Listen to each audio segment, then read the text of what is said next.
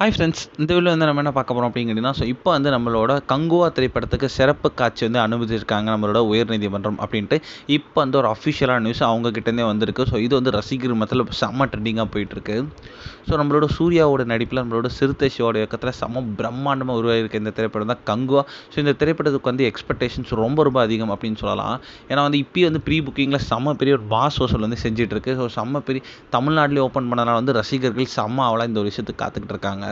இந்த திரைப்படத்தை வந்து ஒரு பாலிவுட் பட்டாளமே நடிச்சிருக்கு. ஒரு பாபி தயால், தீஷா பத்தானி, இந்த மாதிரி வந்து ஏகப்பட்ட கதாபாத்திரங்கள் இந்த திரைப்படத்தில் ரொம்ப ரொம்ப முக்கியமான ரோலில் நடிச்சிருக்காங்க.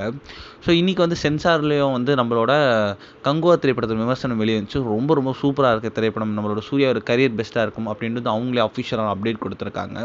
ஸோ இதில் வந்து நம்மளோட கங்குவா திரைப்படம் கிட்டத்தட்ட வந்து உலகம் முழுவதும் வந்து 10,000 ஸ்க்ரீனுக்கு மேலே வெளியே வரப்போகுது. ஸோ இதுதான் வந்து ஃபர்ஸ்ட் தமிழ் ஃபிலிம் டு 10,000 ஸ்க்ரீனுக்கு மேலே வந்து எந்த ஒரு தமிழ் படமும் இது வரைக்கும் வெளியே வந்ததே இல்லை. ஸோ அதனாலே வந்து இந்த திரைப்படத்துக்கு எக்ஸ்பெக்டேஷன்ஸ் ரொம்ப ரொம்ப அதிகம்.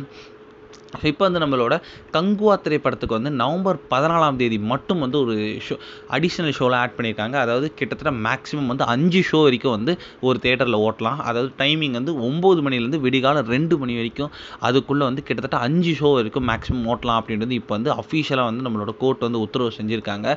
ஸோ இது வந்து நவம்பர் 14ஆம் தேதி மட்டும், அதாவது ஃபர்ஸ்ட் டே மட்டும் தான் இந்த ஒரு விஷயம் வந்து கிராண்ட் ஆகும் அப்படின்ட்டு அவங்களும் அஃபிஷியலாக சொல்லியிருக்காங்க. ஸோ இந்த ஒரு விஷயம் கேட்ட சூர்யா ஃபேன்ஸ் எல்லாருமே செம்ம குஷியில் சுற்றிட்டு இருக்காங்க.